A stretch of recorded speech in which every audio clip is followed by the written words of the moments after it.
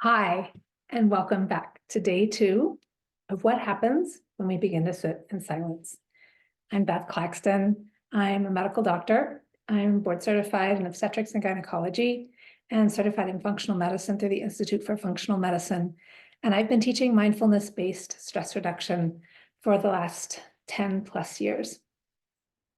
I've been watching people change and grow and learn how to meditate. And the reason that I started teaching this class was because I realized the first time that I took it, that it was a missing link in medicine. And after observing and teaching for 10 years, I've come to some realizations that I wanted to share with you. So yesterday we talked about the first thing that happens when we begin to turn down the noise and sit in silence. We begin to have thoughts. We begin to experience our thoughts. They are usually unpleasant. There are reels that are going around and around, and we can become aware of our ego. We can begin to make lists, on and on. You can listen to yesterday. So the second thing that happens when we begin to sit in silence is we begin to become aware of sensations in the body. We can start to have physical sensations, tightness, pain, and it can be incredibly uncomfortable. It makes us want to fidget. It makes us want to move around. And when we start to experience this pain, where do we go? We go right back into our thoughts, and we start going on that reel, on that like hamster wheel of thought. You get to visualize that hamster like running around in your head. You can also call it your ego, just trying to make sense of everything that's going on. And the brain will really try to do this, make sense of what's going on, because it's trying to protect you. It's trying to say, hey, remember 35 years ago when something like this happened, or you felt this pain, like this is what was going on. So that's probably what's going on again. And I'm going to protect you. Our brain is so smart, and it really tries to protect us. And that's usually not what's going on. And we get to realize this.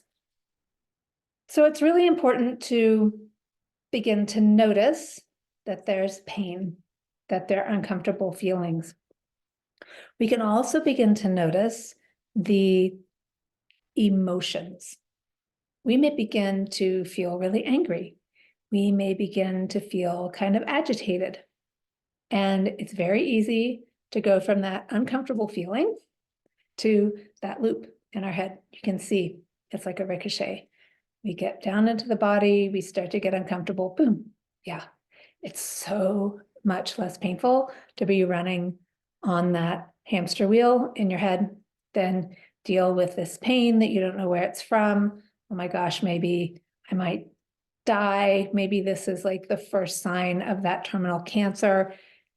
The brain can go crazy, and it might not have even happened to you. It might have happened to someone else and you heard about it. And so that reel's playing in your mind. Anyway, we get into our pain, which can ricochet back and forth into our thoughts, into our thoughts, into our thoughts, thought, pain, thought, pain, thought, pain, or uncomfortable emotions, thoughts, uncomfortable emotions, thoughts. And it's also helpful to notice what our attitude is about this.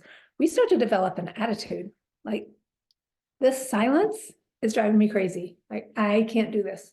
I can't do this.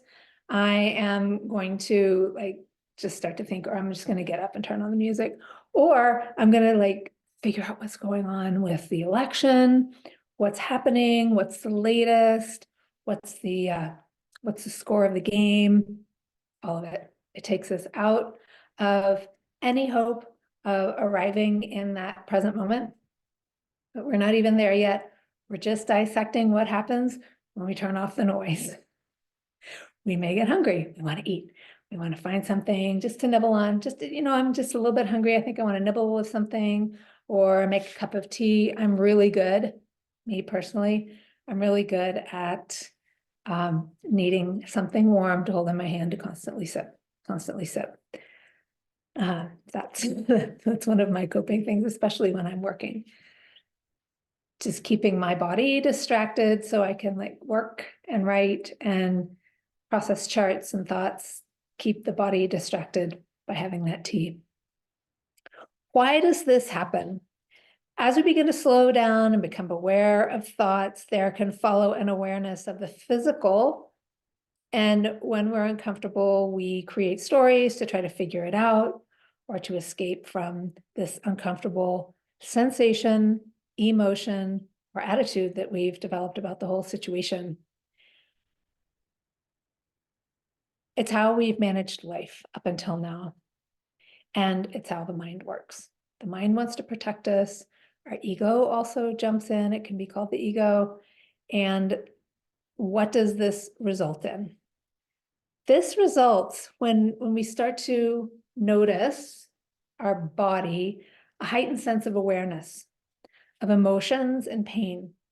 And if we linger here, we can start to get depressed. But honestly, we tend to not linger. We tend to not linger in the physical discomforts. One of the things that we learn in the meditation retreats when we're sitting for days in silence is not to scratch an itch. So how many itches do you have? I've got one right now. Like, am I going to scratch it or am I going to look at it, study it? Why is it there? It's a distraction. It's our body saying like, there's something going on. Let's, it's just like puttering around the house. There's always something to do. There's always something to do. There's always something to think about, and a really good excuse not to sit in silence. We can start to feel a sense of being trapped between our thoughts and our perceptions and our physical sensations. Or the next step would be we can become active observers of what's happening. And this is stepping into the study of mindfulness. This is where we start to go in the MBSR course. What does this mean? What's really happening? Because right now in this moment, I'm having a physical sensation, I'm having an attitude, I'm having a thought, I'm having an emotion.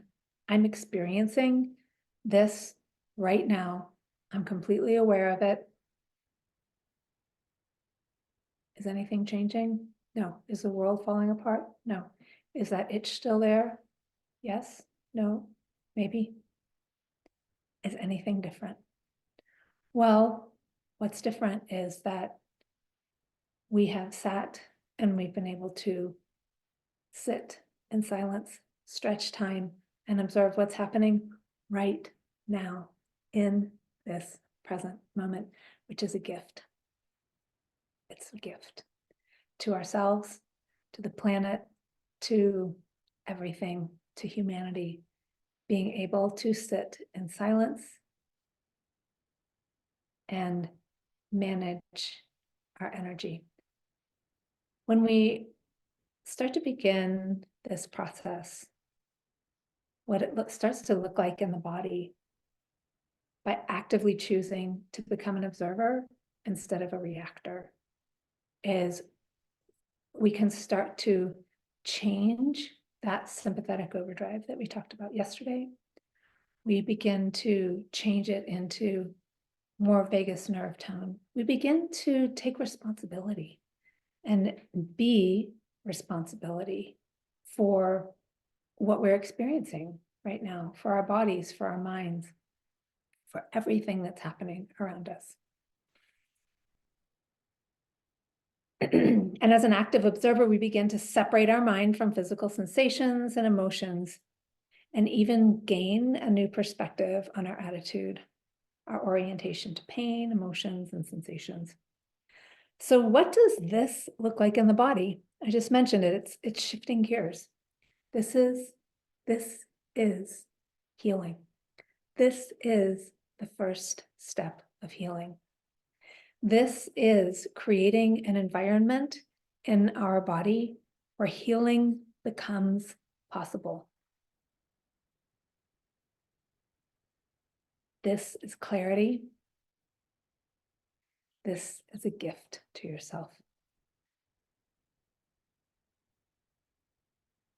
Tomorrow, we will talk about the third thing that happens when we sit in silence, and we'll progress through how we learn in the mindfulness-based stress reduction course And you can begin to understand the importance, if you haven't already, of why it's so important.